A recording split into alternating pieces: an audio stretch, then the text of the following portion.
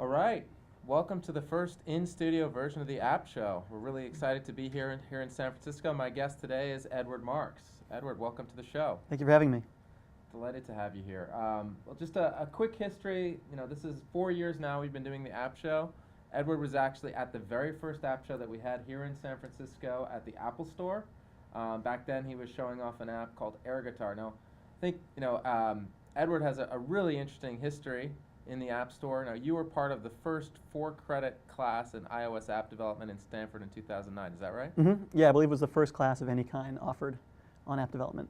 And you had a pretty interesting senior project, didn't you, back then? Yeah, so Air Guitar was our final project. So I did it with my roommate, James Anthony, and we built this app called Air Guitar. And we spent kind of all of break, because this was in the fall quarter, all the winter break, trying to shine it up and put it out to the App Store, January of 2009. And then what happened once you launched Air Guitar? It did okay, but we were a little bit burnt out, and it didn't do quite as well as we wanted to, so we made a joke app, which used some of the same technology and ideas called Shotgun, and it went viral instantly. And so we did 2 million downloads in the first maybe 5 weeks. 2 million downloads. Now, this is back in 2009, yeah, right? That was 2010? 2009. 2009, yeah. This is kind of March 2009. And where did that put you in the charts with 2 million downloads for Shotgun? So we actually hit Tap Tap Revenge 3 came out, or Tap Revenge 2 came out at the same time that Shotgun came out, so we only hit the number 2 spot. It kept us from number 1. But at one point we were on something like 7% of all iPod Touches and iPhones that were out there had our app on it. Cool. So yeah, I first met Edward back around that time. I had this idea that I was making marketing sim apps of my own, and I had this idea that how are we going to get the word out about our app? What was really needed was a platform for developers to come together in front of consumers, demo their apps live, get people tweeting and blogging, and then obviously using live stream technology like what we're using here, we could hopefully get a much bigger audience than we could just by the people in the room. And so Edward was one of 10 developers we had at that first show. We've now, fast forward 4 years later, we've now done 16 different shows, 4 different cities, apps like, and fill any in as if I can't remember some of the big ones, but we had Uber, Waze, Dropbox, Chomp, all of those apps either presented. Uber actually launched, Waze launched at our event. You guys are probably familiar, Waze went on to recently be acquired for $1 billion by, who bought them, Facebook? Google bought them. Google bought. So it's been pretty much a really interesting ride, and being right here in the center of what's going on with all things apps. And we've done these events about 4 times a year on average in different cities, mostly in San Francisco and Santa Monica.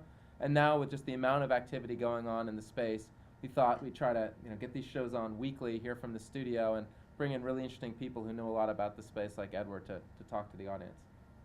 So with that, can we see that picture? Yeah, there it is behind us. That's the very first App Store event that we had at the Apple App Store, the very first App Show, where you presented Air Guitar. And then you've been on a couple other times since then, right? Yeah, so when we came out with the sequel to our Shotgun app, which had some multiplayer functionality, and so I presented then as well, which I believe was at the 2-year anniversary. Cool. And then you also have the distinction of being one of the few people who's been to, I think, almost every event we've ever had in San Francisco. Yeah, certainly the ones here, and I've been to one in Santa Monica. So it's fitting that you're on our first in-studio event as well.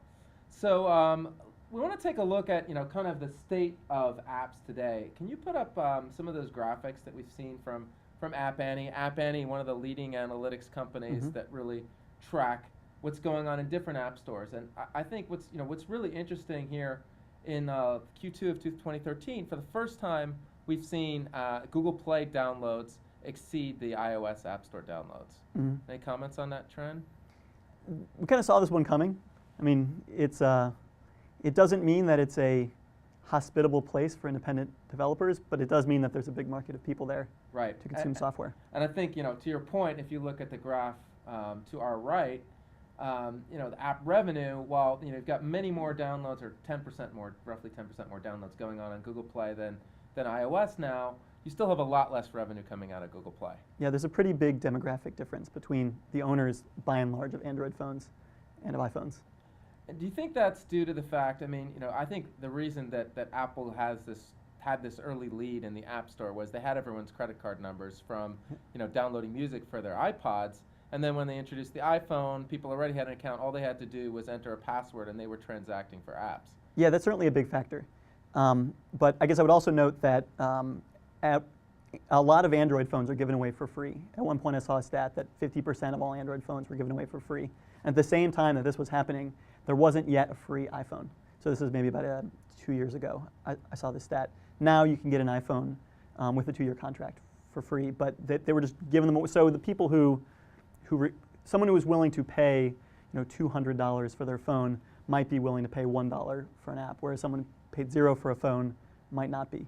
But it was definitely true. They had no credit cards on file, basically, and they made a lot of strides on that front since. So I mean, another thing I want to point out about the graph about app revenue, I mean, what we're looking at here specifically is people who are willing to pay for an app.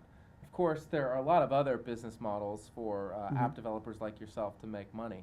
And you have a lot of experience actually making money with ad-supported apps, right? I mean, weren't all your early apps ad-supported? Yeah, the majority of our revenue. I mean, we earn money from in-app purchases, from paid apps, but the majority came from actually just display advertisements. And I should say that I know a fair amount about the mobile ad space as well. When I'm not running AppShows, I'm the VP of Business Development for AirPush, which is the second largest mobile ad network on the Android platform today. I think it's kind of, we've seen this trend on the web. People really don't want to pay for things. That in some respects has spoiled it for mobile because people are used to not paying from the internet. And so, how are people going to make money if consumers won't transact? Well, advertising has really emerged as a strong business model where developers like yourself get a share of the advertising revenue, advertisers pay for it, and a network takes their cut. Yeah, it's actually a little bit telling that Google makes most of its money from advertising and from free products, whereas Apple makes most of its money from paid products. Right. So it's kind of funny that the two marketplaces kind of ended up following their parent companies. Great. Well, I mean, I think that's a great preamble. Actually, let's look at some more of those stats before we get into. So here, top countries. Interestingly, again, if you look at iOS, United States is the leading market, followed closely by Japan, United Kingdom, Australia, and China. And that looks a little bit different now if we look at the Google Play graph. Yeah, I mean, so Japan, very different actually. Japan is the #1 market for Google Play, followed by South Korea, then the United States. So not even first or second, but third. Then Germany and the United Kingdom. Any thoughts on why we see this different country makeup for popularity of these apps for these devices? It could be mirroring the device sales themselves, but I guess I'm not that sure. Can you go on That's cool. the next graph there? I mean, and by downloads, this is also, I think this is kind of similar. I mean, I think on both platforms we see games as #1. So in iOS, by the way, something like 50% of all apps are games. Right. So it's Can you go a back to serious the gaming graphs for a platform. second, please? Yeah. So sorry, what did you say on iOS? Something like 50% of the number of apps. No, I'm sorry. 50% of the downloads roughly falls out to games, and the rest of the kinds of apps sharing the rest. Right. So it's a huge gaming platform. So the leading categories we see on iOS: games, entertainment, photo and video, lifestyle, and utilities. Can we see the similar graph for Google Play now, please? And so games, communication comes in second. I don't know if you're familiar. There's a very popular app right now for Android called WeChat. Oh yeah. Particularly in markets like Asia, it's exploding. Yeah, it's huge in China. So communication being #2, then tools, entertainment, and social. So here we're seeing some of the differences between the iOS market and the Android market. Can you go to the next graph, please? And then if we look at it by revenue, I guess that looks, games are making the most money, and then social networking is *2, followed by music, productivity, entertainment. And what does that look like on Google Play? It actually mirrors what we were looking at for downloads pretty closely. I think games and communication being the #2 revenue drivers on the Google Play Store. I think that's really a good segue into talking about what you've been doing. So I think this is really interesting, your latest project. If we think about, we just celebrated the 5th year anniversary of the iOS App Store. And, one of the things I think about is these greeting cards. I don't know if you've ever seen them, the birthday cards for somebody where you can go back to the year of their birth and it says, what did a gallon of milk cost? What were the popular movies in the cinema? All these, what were the top songs? These kind of, cultural phenomenon from years past. And as we're reaching maturity with apps, things have changed a lot since the early days when you were making apps, right? Yeah, absolutely. And so, talk to us about what you're really looking to do now with your next project. Yeah. So the basic insight that kind of underlies this project is that there's 900,000 apps on the App Store. There's a little bit more than that actually. And the problem is that most of them aren't very good. And this isn't true for apps. This is true for books and for movies and for music. As you kind of go out and look at the marketplace, 14 million songs. Are there really, are really 14 million good songs on iTunes? Mm-hmm. Pretty doubtful. And what I've discovered is a lot of the ways that people discover apps are basically focused on what's brand new. So the top charts are largely, on iOS at least, based on downloads from yesterday or a 24-hour rolling window. The editorial wants to favor new apps to showcase them. But if there aren't many that are good, then most of the ones coming out aren't going to be good. Maybe you get one app a week that's actually worth checking out. And so what they've kind of left is the fact that there's a large back catalog, specifically in movies and in music, but still in apps as well, even though there's only 5 years of content. That's actually pretty good. And the visibility for that stuff ends up being very little. So a game like Sheep Launcher might be one of the top 100 most downloaded apps, but it's not in the top 300, either overall or in the games category. And so you might want to play that more than the number 300 game that's out right now, because odds are it's not a very good game. Interesting. So I'm trying to give some visibility into that. One of the other things is that the success, and I would argue quality, but I can't prove quality yet, but the success is exponentially distributed, which means that the winners, the number 1 winner is way bigger than the number 10 winner, which is way bigger than the number 100 winner, and then down to 1,000 and 10,000 and 100,000.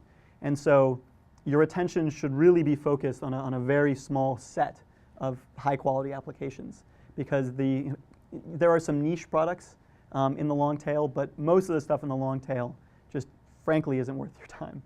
Interesting. So, I mean, you said there are 900,000 apps. 900,000 That's apps. just the iOS App Store. Yeah, that's right? just the iOS App Store. Okay. Do you know what the similar number is in Google Play? I don't. Okay.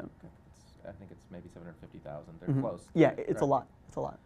And, I mean, back when you first started developing apps, how many apps were out there back then? I think 60,000 we'd crossed when I started. And so, I mean, kind of compare the challenge today, for all the other independent developers who are out listening today. Yeah. If you wanted to launch an app today, how easy is it to be successful versus back when you first started? And talk to some of the stats you were just mentioning as well. Yeah. So it's I think it was hard both times. It's just much harder today. It wasn't like it was easy back in 2009, but yeah, to try to get some visibility and stand out amongst the crowd. There's just so many other people trying to vie for the attentions of the customers, certainly, but also of the kind of people in between, like the blogs or the editorial team at Apple or whoever. So the way that we launched Shotgun and air guitar was that we just put it out in the store and we cold emailed a bunch of blogs. And a bunch of people were looking to write about things, and we basically wrote kind of a condensed summary of what it did, and some people just kind of read that and posted about it. So there was coverage on IGN that really kind of got us started. So they just picked us up from the cold call. Was it a matter of luck? Was it a matter of timing? Did you have a unique pitch? Was it the unique game? What was all of the above. I mean, there's certainly luck involved, no question. I mean, if the one guy hadn't seen it, or if this other thing, if we hadn't been let into the app class, for instance, none of this would have happened.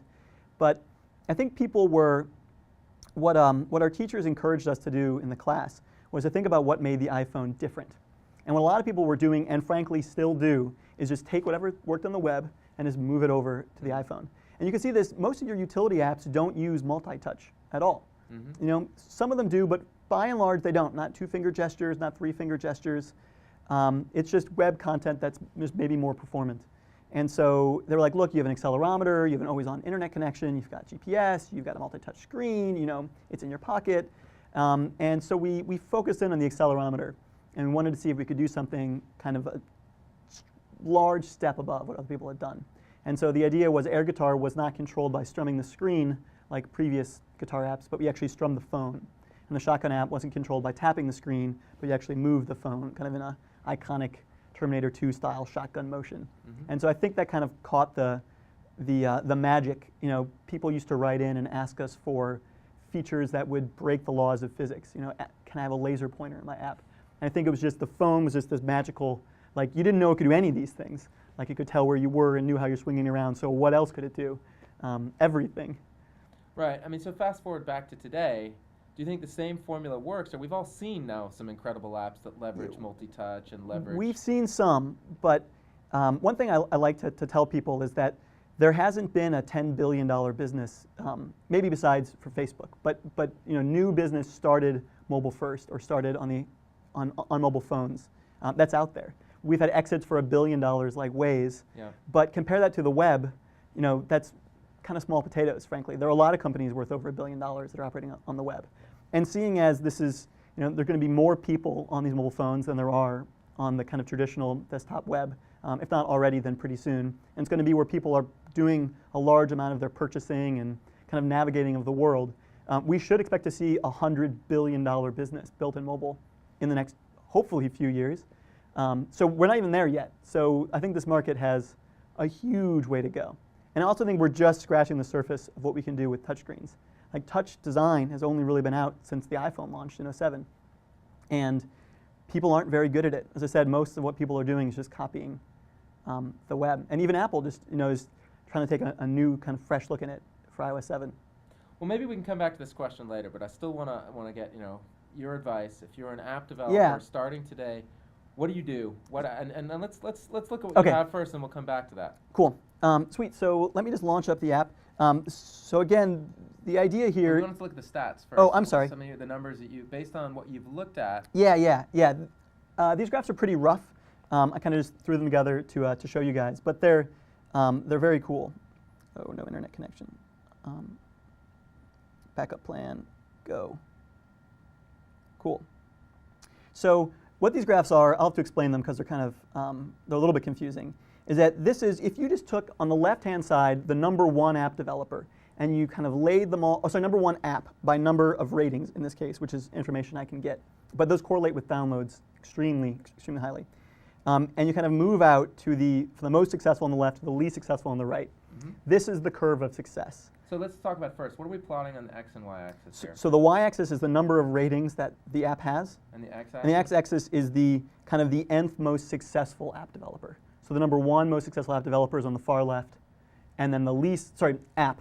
Okay. I keep saying app developer. The most successful app, Facebook, is on the left, and the least successful app, which is, there's a large number of people tying for that title. Okay, so right. if we look at the origin, right, the XY intersection, or almost the intersection. So let me start to zoom. Facebook. Yeah. Oh, sorry. Let me start to zoom in here, and you can see that I call this a square plot. I don't know if that's a real term, but basically, everyone is jammed up, kind of right here in that little curve, which is that. What this is supposed to show you is that most people, after the point just barely in here, are vying, basically indistinguishable from zero success. And if you zoom out, like most of the success in total is held by just the top barely few. And this is actually a real exponential. So let me show that in a series of graphs. So an exponential, for those of you who haven't studied some geometry in a long time, is basically it's a graph that looks the same at any zoom. So if you go, as you go out, it's just steep, and it keeps getting steeper and steeper and steeper and steeper. And what's weird about an exponential curve is that our brains, like our human monkey brains, are really, really bad at understanding them. And so they're really non-intuitive. And so people say all sorts of crazy things because they assume that maybe downloads are uniformly distributed and everyone shares equally in the n billion downloads that have been given out. But that's definitely not true. So amongst the top 10, it falls pretty steeply.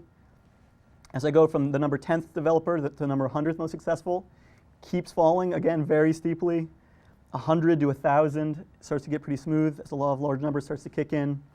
1,000 to 10,000. Okay, so break this down again for the layman. What are we saying here about the success of an app developer? That a really small percentage of people share all the success. And if you just put something out there, the odds are you're going to end up in the bottom part here, which is 0 downloads. So a very few number of apps get what percentage of the downloads? Yeah, so I have a couple of cool stats. So there are 200,000, this is app developers now. So this is actual companies operating App Store. There's 202,000. If you wanted to make an even scale where you balance them out, you could put 203 app developers on the left and the remaining 99.9% of app developers, or about 200,000 on the right. So to say that again, even downloads, 200. 200,000. Got it. To say that another way, 1% of app developers you could put on the left have an equal number to 87%. Sorry, have 87% of the total number of downloads allocated to app. So 1% of developers have 87% of all downloads. Contrast that to with a lot of hubbub about the 1% in America, the rich 1%. They only own 34% of the nation's wealth, whereas the 1% of the App Store own 87% of the success. Can you translate that at all into revenue? That was my next question. It probably correlates pretty highly. I mean, you need, certainly on ad-based businesses, it just goes directly with the number of active users that you have.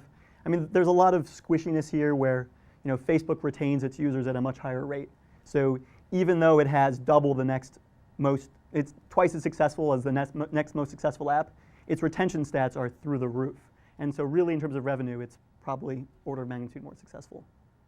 So, I mean, both you and I we're veterans of this space. We've been around since, you've been around longer, but I mean, I've been around since 2009 working in this space as well. And, I remember the times when, everybody had an app idea. Oh, I've got this great idea for an app, and you were probably getting approached to build them, as was I. Can you help me find a developer to make this app? It was what I called the app gold rush. Maybe people had seen a few apps come out and, make a ton of money. Yeah. Pocket got also an AppShow veteran, as one of the early big success stories. Yeah. Do you think the app gold rush is over today?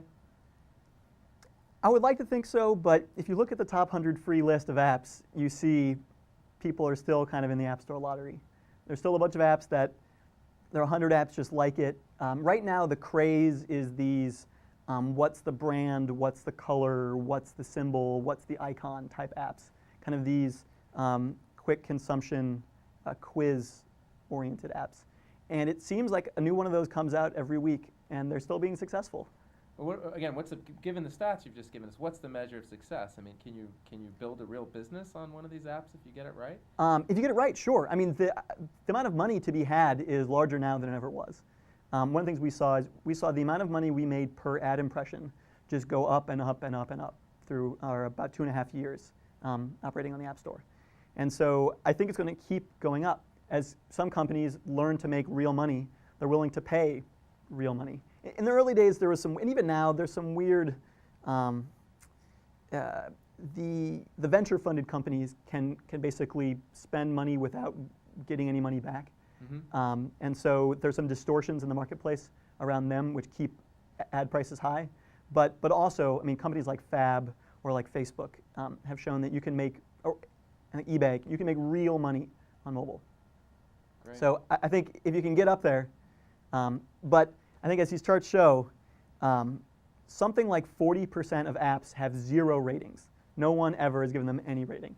And you need to have a plan. So I guess to answer your question from earlier, like what would I advise people to do? Mm-hmm. The idea from the app for the app and the idea for how to market it, like they are of equal value. You can't, like you need to have something that you're pretty sure people are going to want, and you need to know how to tell them about it. And if you don't have both of those, you're going to get, unless you're going to, I guess you get really lucky, you're going to end up on the bottom part of that exponential curve. It's interesting. I actually view it a little bit differently. Okay, yeah. I mean, I actually have a slide that I share sometimes with people. I view the portion of an app development, actually, everything from concept through to, getting it live in the App Store, as the piece of the iceberg that's above the water, and all the marketing and everything you need to do to get distribution as the piece of the iceberg that's below the water. Which, if you ever looked at that picture, sorry we don't have one to share today, it's it's much greater effort, I feel, goes into actually successfully marketing app than into developing it. Yeah, I guess as a developer, maybe I think that development is important. I mean, to come back to a point I made earlier, one of the things I see a lot, you see a lot of these big app launches on TechCrunch or on All Things D. These are people who are probably venture funded, who are able to get a lot of visibility to their app. But most of them, if you download them, aren't good. And like, it seems weird to say it, but I tell people, look, there are something like 20 good apps on the App Store. Is an exaggeration, and I'm not counting games. If you look at non-game applications like utilities or things that are meant to kind of enrich your life, almost all of them are very bad. And people just, I don't understand. I mean, you look at products in general, it's this way. I think this is why Apple is so successful, was that Steve was trying to hold that bar of quality and put out stuff that he thought was good. But I'm constantly shocked how many millions get poured into things that you use them and you're just like, I don't get it. I don't care. What need is it solving? Could you make it easier to use? Could you tell me what you do? So this might go counter to kind of the graphs you've been showing us or the statistics you've looked at, and it may not be something we can answer, but do you think that there are diamonds in the roughs here? I mean, is it clear to say that just because something has no ratings and no downloads, it's not any good? Are there? Probably some, but I think there was this vision of the diamond in the rough and the cool stuff in the long tail has been promoted by kind of the Pandora-like matching algorithms, and a lot of companies try to solve. There's an app discovery problem. Right. I'm not sure there's an app discovery problem. Honestly, I'm not sure people don't. I think that there's an app quality problem, that the apps just aren't worth discovering, and that maybe there's 100 apps you check out, but your friends can tell you the good ones, and the App Store is trying to show them to you, and as a plug, I'm trying to show them to you too. Okay, let's see a demo of what you built. So talk to us about. So we've seen some of the stats based on things you've looked at. So what is it you're actually working on right now? Yeah. So the intention is to be a very, very simple concept.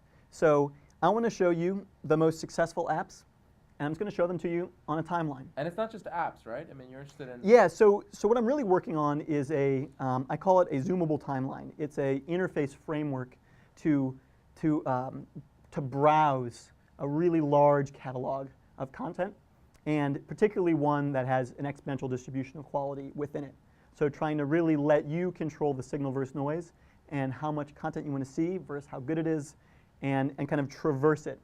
The App Store provides, I say, basically 3 ways to look at content. One of them is search, which you need to know what you're searching for. One of the top charts, which heavily favor new content, and the other is editorial, which heavily favors new content. There's no way to basically browse. When I say browse, I mean like kind of explore and thumb through the entirety of the App Store. And so I figured, especially with the 5 years of the App Store kind of campaign from Apple, this is an interesting thing to look at. But the same is true for movies. You can find top 100 lists, but I've seen hundreds of movies. So I've exhausted everyone's top 100 lists. I can do the Netflix kind of mashing algorithms, but I mean, they tend to be, frankly, not very good because I've seen the good content, so they're trying to match me diamonds in the rough. Yeah. And so really what I wanted to do was kind of to look back in time a little bit and see what was really great in 1970 or 1975. Star Wars is still really cool today, and Indiana Jones is still really cool today, and kind of, again, let you just show the data. Just let me see it. Don't try to mirror it or mask it or hide it and try to put your little spin on it. Just lay it out in front of me and let me explore it and browse it. I wasn't aware. So you're looking back beyond just the origin of the App Store? No, so for apps I'm not. There's only 5 years of app content. Right, no, but I mean for the other content. Yeah, for movies, it's only 100 years. Oh, wow, okay. Well, let's see what you built around apps for starters. Cool. So again, this is it's intended to be simple and powerful. So this is a timeline of the top apps of the season. It's a gestural interface, so I can do basically 3 things. I can swipe. So this just sends me back in time. So if I go back to summer of 08, there's Facebook, Google Earth. Can we get this full screen for a second, please? Cool. So you can see these are pretty big name titles here: Fandango, Text Plus, Traffic Rush. Sure. You might not see Traffic Rush in the top charts, or Zombie Farm, or Poker by Zynga, or Pocket Frog. So right now we're in 2010. It's hard to see in this screen up here, but if you look at the actual iPad. Sure. Smurfs Village, I remember that one. Smurfs Village, yeah.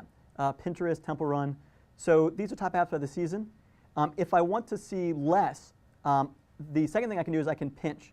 So as I pinch, you can see that I'm traversing the timeline, is zooming and compressing to the top apps of every year. So Facebook, and this is just the iPad apps. The iPhone version of this shows you the iPhone apps. So if we drilled into 2009, how hard would it be to find one of your apps?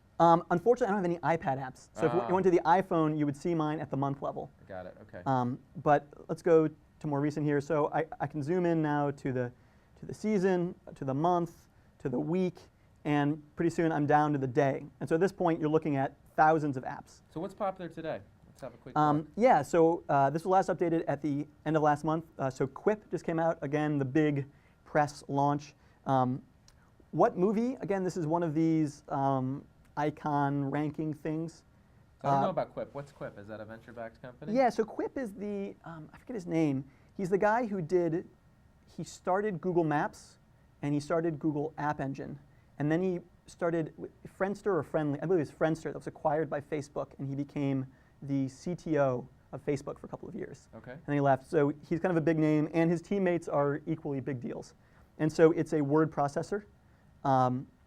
That is. Oh yes. By the way, I did that somewhat quickly. So you can swipe, you can tap, and you can pinch. So the tap basically flips up, and here is the App Store right here in app, and you can see the ratings and whatnot. Can you download it directly from your app? You can download directly from the app, so you don't need to leave. Is that your business model, that you're going to get Yeah, affiliate revenue through that was the hope. app sales? Yeah, the point of this app isn't really to make money. I don't delude myself into thinking that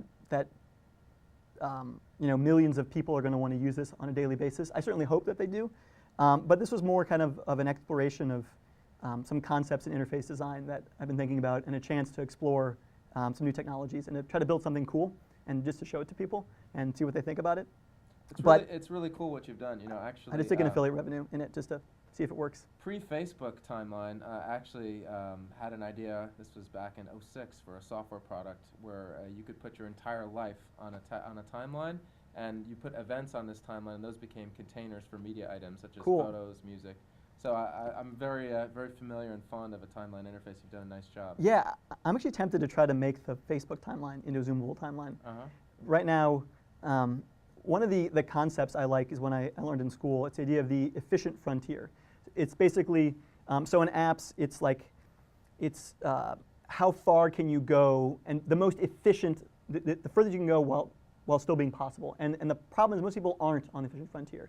So the idea is if you're investing your stocks, you could do strictly better on all parameters on some parameter without sacrificing anything else. So what Facebook is doing is they have to make a trade-off, a strict trade-off between how much they show you, how many posts, and kind of the signal to noise. So when they show you posts from 07, 08, 09, 010, kind of your historical posts, they generally pick like 5.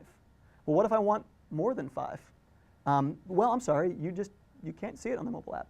So the idea of the zoomable timeline is that I'm getting to new efficient frontier. So I'm not trading off this signal versus noise. I could still show you 5 posts, but if you want to see more, I can let you do it. And so in the same way for apps, there's top 100 lists, but this is a top 2,000 list as well as it's a top 5, a top 10, a top 100, a top 500, kind of all in one. Now, was there anything, once you kind of realized your vision of a zoomable timeline, to look at this exponential curve of apps and app downloads, ratings, all the data that you blended to get to this? You showed us before we got into the demo, this is what this looks like on a curve. When you were looking at it in the zoomable interface that you designed, were there any surprises that you found about apps that were bubbling to the surface that you might not have suspected? Yeah, I mean, let me zoom all the way out. The top app of 2013, mini golf matchup. I just totally missed this app. It looks really cool, actually. It's like a asynchronous multiplayer, so Words with Friends-esque 3D mini golf game. And there were a bunch of successful Flash games for mini golf. Sure, I remember some of them. They said this is the classic drag and release gameplay. That's when you pull back on the ball and you drop it, and there's cool 3D stuff. Anyway, this app has a lot of ratings in total, and it's been really successful. So for all versions. And was this a free app? It's free, yeah. Does your interface have a toggle between free and paid apps? I don't yet. So right now the pay apps, unfortunately, they get shafted a little bit. Okay. Because it's hard to compete. But you will see, so Tiny Wings is up there, so Limbo is up there. And that's something I think if we looked back over time, in '09 we had a lot more paid apps than we did. By late 10 it was basically dead as a business model, if you ask me. Yeah, it's the freemium model is just better, that you get to show the customer something, and then they can pay once they've seen something, instead of asking them to pay up front. And so a lot of people have been going down the path of in-app purchases. Do you know what the latest numbers are today in terms of free versus paid apps in this? I don't know, actually. I'm sorry. Okay. Maybe next time we have you on the program, you can answer that question for us. Cool. What else do you want to show us in the app? That's basically it. I mean, there's not... any other surprises or findings, either recently or over history, about apps that are kind of breakaway successes you might not have suspected? Honestly, so the thing about music, which is cool, which isn't cool for me in apps, is that I've been paying close attention to the App Store. since it started. Yeah. And so the problem is that I go back in time, I'm like, oh yeah, I remember when that came out. I remember when that came out, which is partly why, now I'm certainly biased in this that I probably pay more attention to what's popular. Now, if you haven't figured it out by this point in the program, Edward Marks is an App Store guru. So, I mean, when he says he's been paying attention, he's Yeah, really I have a been lot of paying apps on my phone. Yeah. I'm one of those guys that had like too many pages, mostly just to see what people were up to, and just to see what was going on. And so I remember when these apps came out. And so there's not many of them that are that surprising. One thing that did surprise me actually is when I first ran the data and I looked in the iPhone apps. So there are 6 chronological years, 08 to 2013, even though there's 5. The length of time is 5 years, but Sure. it overlaps in 6 years. There were 3 app developers that had 2 apps. So even though there were 6 apps in the top 6, Zynga had 2 of them. There were 2 Temple Runs at the time, which is Imanji or Imagi Studios, and then Facebook had 2 of them. So it was Instagram, Facebook, were both on my Facebook, Words with Friends, and OMG Pop's Draw Something were both owned by Zynga, and then 2 Temple Runs. And so it was like talking about the exponential distribution, like even at the very top tier, 3 guys control Right. the top apps. Although, if I'm not mistaken, Draw Something was an acquisition, so it's Yeah, not actually something and that they built in-house, but they acquired something successful. So both that and Words with Friends as well was Yeah. an acquisition. So Zynga controls, say, that part of the market, and they're certainly getting that part of the revenue at this point. But yeah, those both came through acquisitions. So this is something else that I think you can speak to from experience. I mean, the stat that you just gave to us, I mean, once you've achieved success with one app in the App Store, how easy is it to cross-promote other apps and drive them to the top? This is what Inedible Software, my first startup, did, pretty much. Right. I mean, we could put an app in the top 100, basically at will. Now, we didn't use this nearly as much as we should have, partly because we didn't want to come out with crap apps. Mm-hmm. But when we launched a title, we could launch it with the idea that we could at least give it a shot. Like, that's basically what I want for my apps. I don't want to shove them down people's throats. I try to make good software, but good software is determined by you out there. It's not determined by me. I certainly try to do my best. But I want something to get enough visibility where if it's going to go, it'll go. And the problem is people call this the viral flywheel or whatever, right? There's a bunch of kind of buzzwordy names for it. But the viral loop, you need to seed the loop, say. And so even if you can't, say, purchase installs on a profitable basis, an install by install basis, you might be able to kind of seed your viral loop and kind of get it going. And so we were able to seed our own loop. We didn't have to go drop 10,000 or 100,000 or $1 million or whatever some people are dropping, trying to see if it's going to go. We're able just to point everything from Shotgun Free, all of our ads, again, because we're making most money from banner ads, we had all these banner ads. So we would just point 100% of them, turn the whole fire hose at our app called POW, say, and just boom, cracks the top 100. And then we start to pull it back and we see where it goes. Cool. Well, I'm personally glad that most companies don't have the power that you do. Yeah. That fuels the growth of companies like AirPush, where I work today. Yeah. But talk to us about where you are with Top Apps now. So can the people watching, can they go out and download it today? I wish you could, but sadly Apple has rejected it. The rule they cited was 2.25. They basically don't want something confusing with or similar to the App Store. And I would argue strongly, which I'm going to do in an appeal, that the apps I'm promoting have very little visibility in the App Store. So the content isn't the same. And the way I'm promoting them through a timeline interface is also incredibly dissimilar. The App Store doesn't have any timelines. There's no view of historical data. So I basically have 2 theories. The one I'm hoping for is that the reviewers are trained to be very cautious, and so they kind of reject first and then ask questions later. And then as I start to poke at it, they'll see that it's different. The other theory is that Apple doesn't want anyone promoting apps other than themselves, kind of like how Twitter bought Tweety and then just shut the door on Twitter apps. Maybe Apple bought Chomp and then just shutting the door. Well, I think there's some other examples out there, Applicious. And, yeah, there are some. Yeah. But they say specifically in the guideline, if you go read the review guidelines, apps that allow you to socially share apps or recommend you apps will not be considered to be differentiated from the App Store and therefore will not be approved. So there can't be another Chomp. So how do you? So So where do you go from here? I mean, you have to appeal. And how did you get notified? Was it just a message directly from the iOS Developer Center? Did you get an email personally to you from someone at Apple?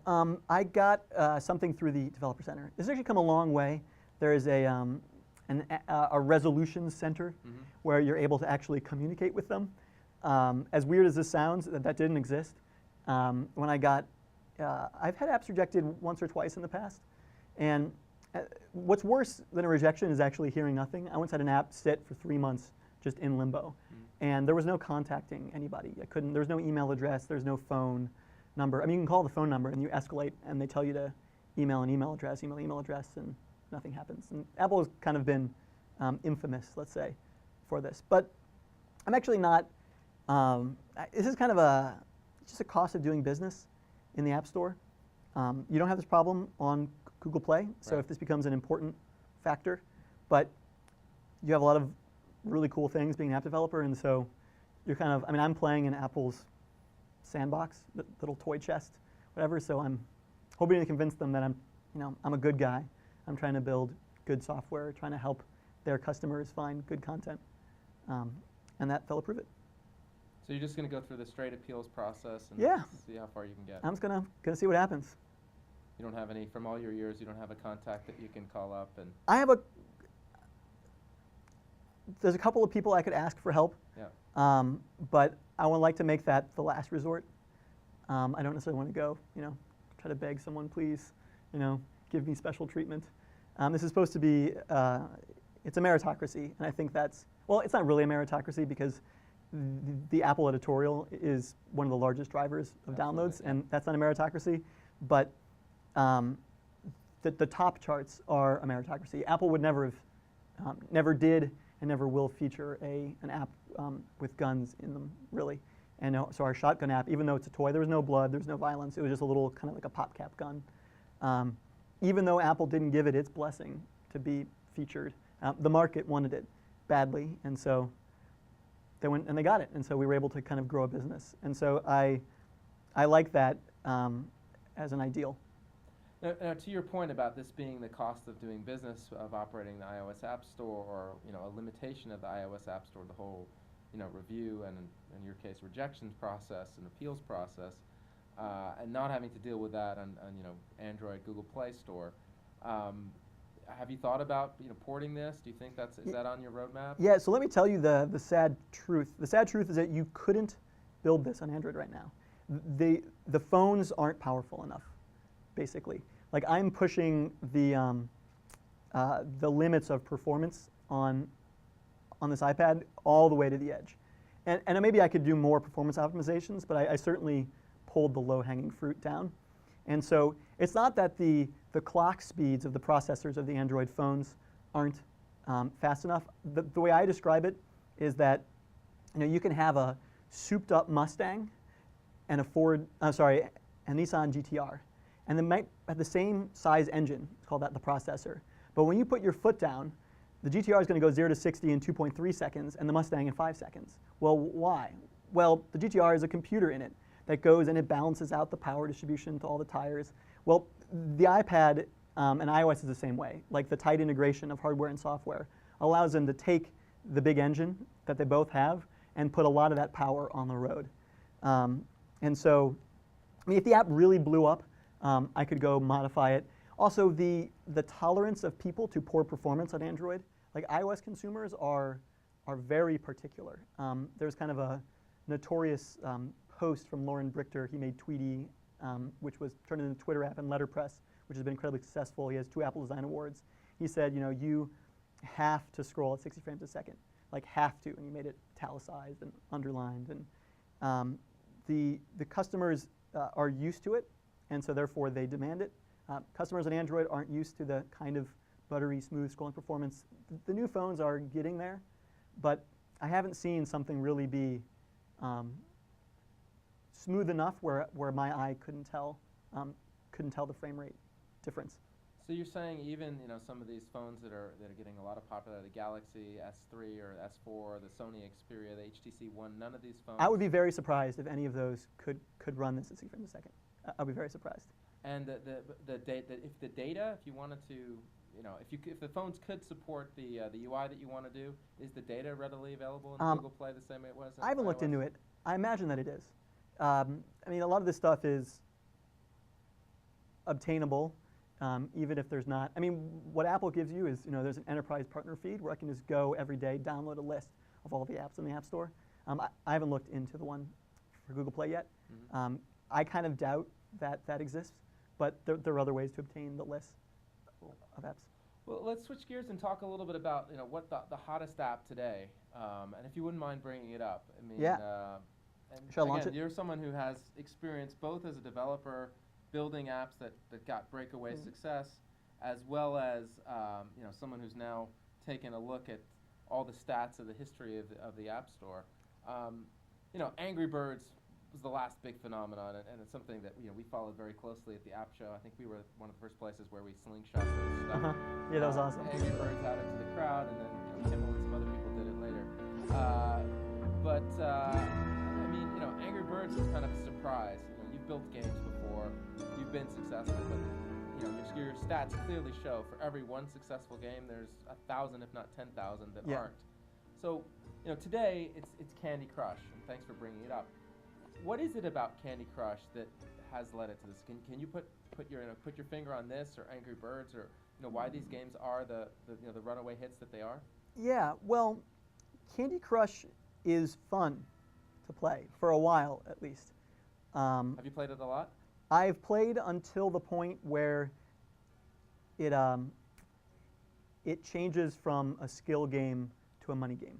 So it changes from a game where my talents determine my success to one where it's basically like a casino. Where are you an addict? Wallet. I am not. If you've gotten over that hurdle, do you think you would be an addict?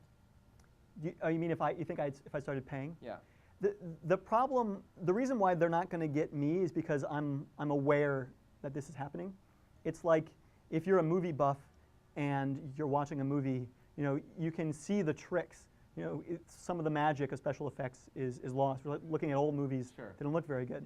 I can see I see them as they're doing it, and I feel them try to manipulate me. Mm-hmm. And so, because I'm conscious of it, I'm able to resist. Whereas I wasn't aware that they were trying. Effectively, I'm going to use the word exploit. Yeah. If I weren't aware of that, I could easily just kind of walk in because they lead you. I mean, the game is. I have to give them props. Well, why don't you show us? Give us some examples for folks who might not be familiar with it. Yeah, I'm not sure I can show it exactly. The way that you'd show it is the fact that the levels become impossible to beat without paying, and they give you plenty of ways to pay. Mm-hmm. And in the beginning, you can beat them, and then basically the delta between kind of impossible unless you pay and possible goes to 0, and then it goes negative at some point. There's actually, they call it a bridge. There's starting to become a whole study around, I don't know if you want to call it neuroeconomics or whatever. I've heard coercive monetization. These tricks that... Coercive monetization. Yeah, coercive monetization. That's not my term, I heard that from a blog post.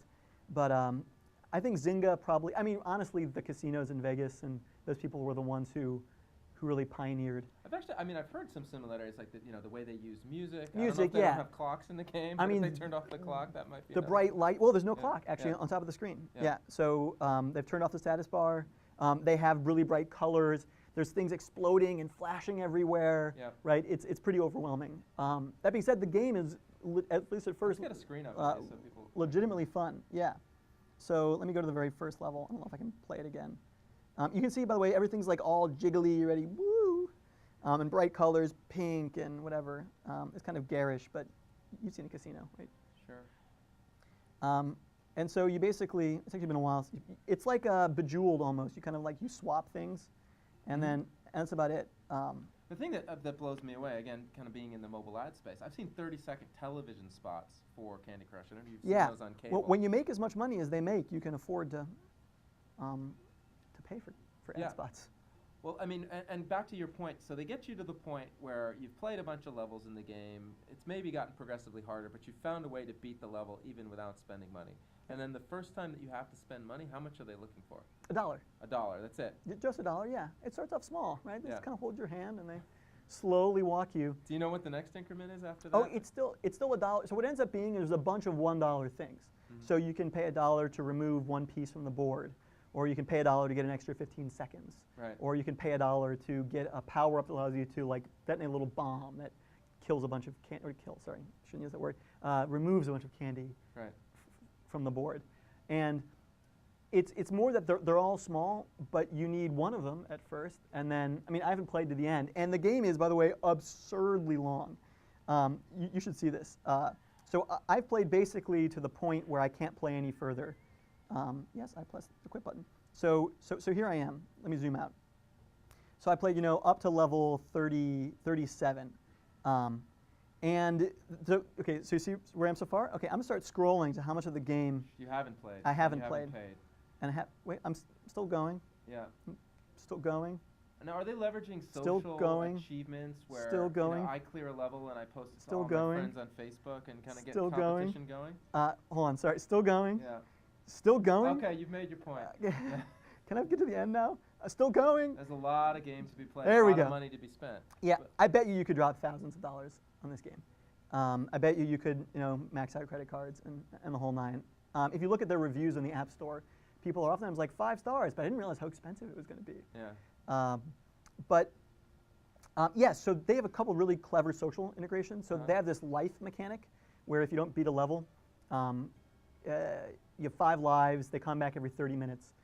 If you don't beat a level, which eventually becomes impossible to beat them, so you spend them pretty quickly, you get to 0 lives. You have to wait 30 minutes for each life to come back. Or you can share it on Facebook and get friends in. But your friends can like give you lives. Sure. Which again, it's extremely clever. Like there's a lot of things about this game that are, I think they deserve, let's call it evil genius. Like it's genius. There's, to be sure, you can post out to Facebook too. Yep. There's a bunch of, scroll this thing back down. That's really cool. Besides Candy Crush, are there other apps that you've seen that are kind of the breakaway hits of right now, August 2013? The breakaway hits. This is top apps thing. That's pretty cool. It's not out yet, though. Yeah, I know. Limbo came out recently for the iPad. That's a game, if people are kind of more serious gamers, I played it on the computer, but it's also been on the Xbox. It's a very high quality indie game. So that's pretty cool. Quip definitely looks interesting. Yeah. I'm pretty happy with my word processor, but I don't. It's basically all the performance of an app like Pages. That's a native app Yeah. with the real-time collaboration of Google Docs. Oh, cool. If you ever used, the first time I live edited a Google Doc with multiple people, it was even sitting in the same room, like you're working together on an outline, you're taking notes together. It was one of those wow moments. Sure. And so they're trying to, I think, kind of capture that. But Google Docs, performance-wise, especially if you ever use it on the iPad, it's got just weird keyboard bugs where the keyboard's sliding up and down, and it's very frustrating to use. And so I think maybe as for small businesses and for large businesses looking for an alternative to Word, that could end up being pretty cool. I think other stuff that's cool. I don't know, as I said, there's not that much good stuff. I'm a big fan of Mailbox. I think that's one of the better designed apps that's come out in the last year. And I'm not sure the app was worth $100 million, but I think the team might have been, and that they can produce Mailbox. What else can they produce? Cool. Any final words before we sign off? It's been great to have you here on the App Yeah, Show and it's sharing nice all to your have me. insight. Great. Well, thanks again for tuning in and watching the latest edition of the App Show. This is our first time in our great studio here in San Francisco. I want to thank our technical director, Jimmy Giliberti, who's behind the board. Thank Edward Marks again for being here. If you want to reach out to us, you can reach me, Seth at appshow.com. If you've got an app that you'd like to come talk about or just want to reach out and give us some feedback, I'd love to hear from you. Once again, it's Seth at appshow.com, and join our Facebook group, and you can also follow us on Twitter at AppShow. Thanks a lot. Thank you, Seth. Thank you.